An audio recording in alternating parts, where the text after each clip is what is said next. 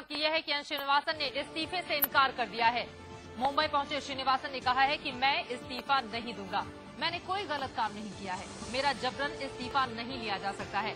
आपको बता दें कि दरअसल नेचर ही श्रीनिवासन का ऐसा है और यही वजह है कि उनके ऊपर लगातार तानाशाही के भी आरोप लगते रहे हैं। चारों तरफ से इस तरह के आरोप उनके ऊपर लगाए गए हैं कि वो सिर्फ अपने मन की करते हैं, दूसरों को साथ में लेकर नहीं चलते हैं। और एक बार फिर से जिस नैतिकता की बात कही जा रही थी कि नैतिकता का तकाजा ये कहता है एन श्रीनिवासन अपने पद से इस्तीफा दे दें, लेकिन मुंबई पहुंचे एन श्रीनिवासन ने कह दिया है कि कानून अपना काम करेगा, मैंने कुछ भी गलत नहीं किया है और मुझसे जबरन कोई इस्तीफा नहीं ले सकता है। इस वक्त की बड़ी खबर यही है, बीसीसीआई के अध्यक्ष हैं एन श्रीनिवासन। 2011 में बीसीसीआई अध्यक्ष पद की कुर्सी संभाली थी और उसके बाद से ही लगातार उस पर बने रहे हैं। हालांकि समय समय में विवादों से भी उनका नाता गहरा होता हुआ चला गया है और तानाशाही के आरोप भी लगे हैं एन श्रीनिवासन के ऊपर, लेकिन अब उन्होंने साफ कर दिया है। और ये तस्वीरें हम आपको दिखा रहे हैं, ये आज की तस्वीर है। एन श्रीनिवासन जिनके फोटोग्राफ को कैप्चर करने के लिए मीडिया कैमरे वहां पर लगातार लगे हुए थे और वो मीडिया से थोड़ी देर के लिए मुखातिब हुए और ये कह दिया कि मैं इस्तीफा क्यों दूं।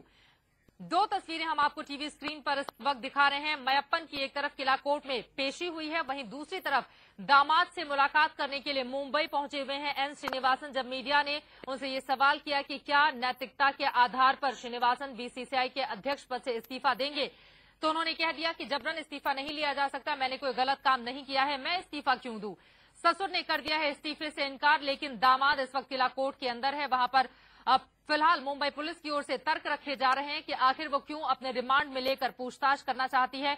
ये दो तस्वीरें अपने आप में इस पूरी कहानी को बयां कर रही हैं, लेकिन सबसे बड़ा सवाल इस वक्त यही खड़ा हो रहा है कि एन श्रीनिवासन ने अब जबकि इस्तीफे से इनकार कर दिया है, ऐसे में क्या उनके खिलाफ कोई कार्रवाई की जाएगी या क्या उन्हें पद से हटाया जा सकता है। क्योंकि इसके पहले हमने देखा था राजीव शुक्ला जो कि आईपीएल के कमिश्नर है, उनके अलावा जगमोहन डालमिया और साथ ही अरुण जेटली की बैठक हुई थी और जो सूत्रों के हवाले से जानकारी आ रही थी उसके मुताबिक अगर एन श्रीनिवासन इस्तीफा नहीं देते हैं तो उन्हें उनके पद से हटाया जा सकता है। ऐसे में बड़ा सवाल यही उठ रहा है कि उन्होंने तो इस्तीफे से इनकार कर दिया है, अब ऐसे में क्या बड़ा निर्णय लेते हुए एन श्रीनिवासन को उनके पद से हटा दिया जाएगा, उनकी छुट्टी कर दी जाएगी।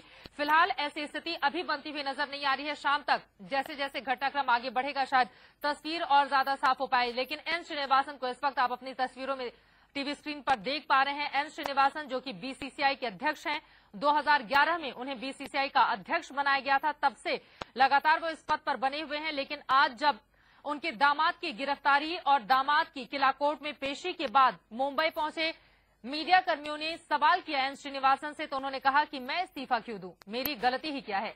सीधे रुख करेंगे मुंबई का। सत्यप्रकाश हमारे संवाददाता इस वक्त जुड़ चुके हैं ज्यादा जानकारी के साथ। सत्यप्रकाश, क्या कुछ कहा गया है एन श्रीनिवासन की ओर से? चित्रा श्रीनिवासन ने साफ तौर से कहा कि मेरी गलती को क्या है उसको स्पष्ट उन्होंने कहा है, लेकिन कहीं न कहीं जो सवाल उठ रहे हैं कि जिस तरह से सारी चीजें सामने आ रही है, एक एक करके क्राइम ब्रांच परतें खोलते जा रही है और कहीं न कहीं दबाव जिस तरह से पॉलिटिकल बनता जा रहा है। इसके अलावा बीसीसीआई के अंदर सूत्रों से मिल रही जानकारी की जो शाम तक इस्तीफा दे सकते हैं, अगर इस्तीफा नहीं देते तो उनको हटाया भी जा सकता है। लेकिन जिस तरह से श्रीनिवासन ने कहा कि मेरी गलती क्या है, कहीं को उन्होंने अपना पल्ला झाड़ा है, अपने से हटने की कोशिश की है। इसके पहले मयप्पन ने भी कहीं कहीं हटने की काफी कोशिश की, लेकिन क्राइम ब्रांच की जो टीम है लगातार जिस तरह से बिंदु दारा सिंह से पूछताछ के बाद कड़िया जुटती गई और कहीं कहीं मयप्पन की गिरफ्तारी हुई, तो कहीं कहीं श्रीनिवासन बचने की काफी कोशिश कर रहे हैं। श्रीनिवासन बचने की तो कोशिश कर रहे हैं, लेकिन नैतिकता का आधार तो यही कहता है, एक तो दामाद उनके ऊपर से वो को ओनर भी रहे हैं, इसके अलावा उन्होंने खुद को प्रिंसिपल बताया था चेन्नई सुपर किंग्स का। अगर दामाद के इस रूप में गिरफ्तारी होती है, सट्टेबाजी के आरोप लगते हैं, दामाद की ओर से स्वीकार किया जाता है कि हाँ उन्होंने सट्टेबाजी में अपने पैसे लगाए हैं, ऐसे में ससुर का फर्ज तो यही बनता है कि वो अपने पद पर अब नहीं रहे। क्या ये माना जा सकता है कि दरअसल सीधे सीधे अपनी तानाशाही का इजहार करते हुए ये कह दिया है कि मैं क्यों दूं इस्तीफा, मेरी तो गलती ही क्या है? क्या यही माना जाए कि तानाशाही भरा एक रवैया सामने आया है एन श्रीनिवासन का? जी हाँ, जिस तरह से उन्होंने बयान दिया कहीं न कहीं तानाशाही माना जाए, क्योंकि जिस तरह से उनके दामाद का मयप्पन का नाम आया और जिस तरह से क्राइम ब्रांच लगातार पूछताछ की, पुख्ता सबूत होने के बाद कहीं न कहीं उनको सम्मन इशू किया गया। सम्मन इशू होने के बाद उनको क्राइम ब्रांच पेश होने कहा गया। इसके बाद कहीं पूछताछ हुई, बिंदु सिंह और मयप्पन के आमने सामने बैठा के जब हामी भरी गई कहीं कहीं मयप्पन की तरफ से, इसके बाद कहीं क्राइम ब्रांच गिरफ्तार किया। क्राइम ब्रांच पूरी तरह पुख्ता सबूत होने के बाद तब जब गिरफ्तारी की, कहीं जरूर है साफ है कि बचने काफी कोशिश की मैयप्पन ने, और जिस तरह श्रीनिवासन ने बयान दिया कि मेरी कोई गलती नहीं है और मेरा कोई कसूर नहीं है, तो कहीं कहीं नैतिकता आधार पर उपजने की काफी कोशिश कर रहे हैं।